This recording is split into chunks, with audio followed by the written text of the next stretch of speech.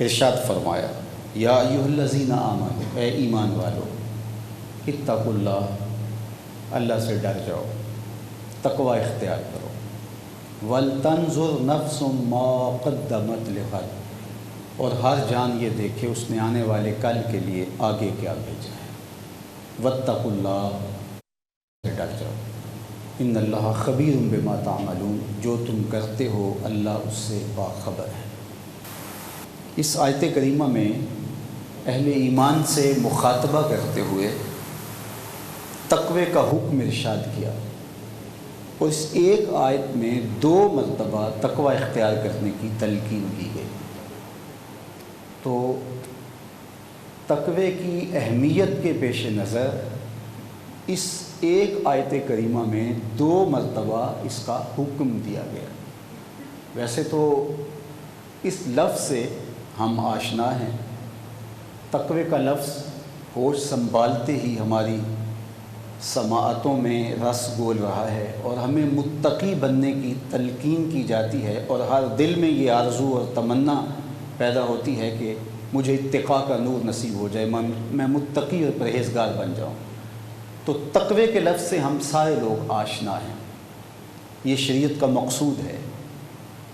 ہر عمل خیر کا مقصود تقوی ہے، تاکہ اس کے ذریعے اللہ کی قربت حاصل کی جا سکے۔ ماہ صیام ہے تو روزوں کی فرضیت کا حکم آیا، تو وہاں بھی ارشاد فرمایا کہ تمہارے اوپر روزے فرض کیے گئے ہیں جس طرح تم سے پہلوں پہ فرض کیے گئے، کیوں؟ لعلکم تتقون، تاکہ تمہیں تقوی کا نور نصیب ہو جائے، تم متقی بن جاؤ، تم پرہیزگار بن جاؤ۔ تو تقوی اختیار کرنے کی تلقین کی گئی۔ ایک مقام پہ ارشاد فرمایا یا ایھا الذین آمنوا اتقوا اللہ حق تقاتہ ولا تموتن الا وانتم مسلمون، اے ایمان والو، جس طرح اللہ سے ڈرنے کا حق ہے اس طرح تم تقوی اختیار کرو، جس طرح ڈرنے کا حق ہے اس طرح ڈرو۔ تو یہ بڑا سخت حکم ہے، لیکن دوسرے مقام پہ آسانی کر دی گئی، فاتقوا اللہ ما استطعتم، تمہارے اندر جتنی ہمت ہے، جتنی طاقت اور استطاعت ہے اس کے مطابق دولت حاصل کرو۔ تو تقوی حاصل کرنا مقصود زندگی قرار پایا۔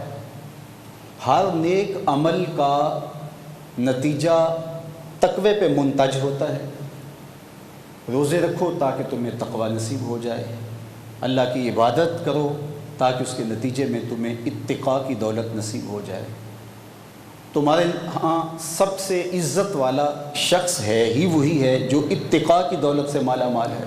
ان اکرمکم عند اللہ اتقاکم، ہر پیغمبر نے، ہر نبی نے اپنی امت کو تقوی کا حکم دیا، اور شریعت اسلامیہ میں بھی اس بات کا حکم دیا گیا۔ قرآن مجید میں آپ کو 20 مقامات ملیں گے جہاں ہمیں تقوی اختیار کرنے کی تلقین کی گئی۔ ایک شخص حضور سے پوچھتا ہے کہ حضور مجھے کوئی وصیت کیجیے، تو آقا کریم اس کو وصیت کرتے ہوئے ارشاد کرتے ہیں اوصی کا بتقوی اللہ، میں تجھے اللہ سے ڈرنے کی تلقین کرتا ہوں، تمہیں تقوی اختیار کرنے کی وصیت کرتا ہوں۔ تو تقوی اختیار کرنے کا حکم دیا گیا، اتق اللہ حیث ما کنت، تم جہاں کہیں بھی ہو تم تقوی اختیار کیے رکھو، مخفی طور پہ بھی اللہ سے ڈرو، اعلانیہ طور پہ بھی اللہ سے ڈرو، تمہارے رگ و ریشہ میں اس کی خشیت محو نفوذ ہو، اس کا ڈر تمہارے اندر سمایا ہوا ہو، تمہاری روح میں اترا ہوا ہو تقوی۔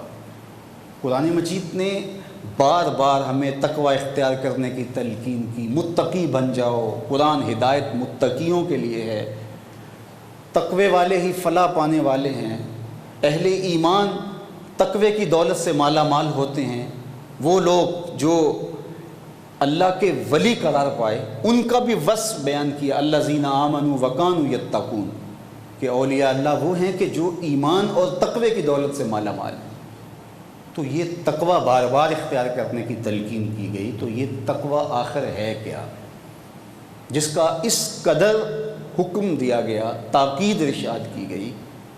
کتاب و سنت میں ہمیں بار بار یہ کہا گیا کہ تم متقی بن جاؤ، اللہ متقیوں کو پسند کرتا ہے، تمہارے روزے کا مقصد تقوی کا حصول ہے، تمہاری نماز کا مقصد تقوی کا حصول ہے۔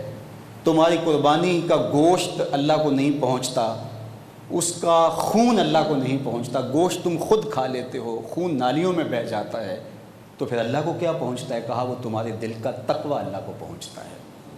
تو اتقاء کی دولت تم اختیار کر لو اگر تقوی نہیں ہے۔ اور ایک مقام پہ فرمایا کہ بہتر لباس تقوی کا لباس ہے، کہیں فرمایا کہ تم زاد راہ اگر لینا چاہتے ہو تو وہ تقوی کی زاد راہ اختیار کرو۔ تو آخر تقوی ہے کیا کہ جس کے لیے اس قدر تاکید ارشاد فرمائی گئی؟ پر نور سحر اور ذکر خدا، نبیوں کی مدح سرائی۔ پیغام سنا اے باد صبا، پرکیف ساتھ آئی۔ پوشیدہ ہے ایمان کی راہ اللہ کی کتاب مقدس میں۔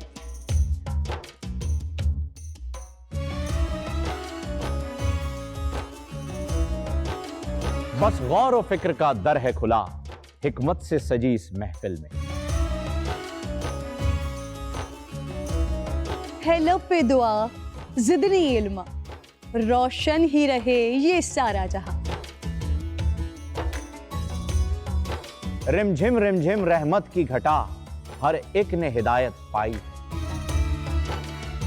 نعمت اور برکت سے سجا افطار و سحر کا دسترخوان۔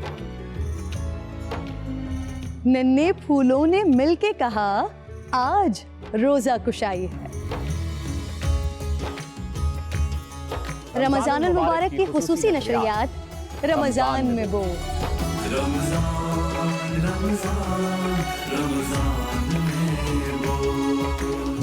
رمضان المبارک کی خصوصی نشریات رمضان میں بول، فہیم خان اور کرن ناز کے ساتھ روزانہ صبح 3 بجے سحر ٹرانسمیشن اور شام 5:30 بجے افطار ٹرانسمیشن، صرف بول انٹرٹینمنٹ پر۔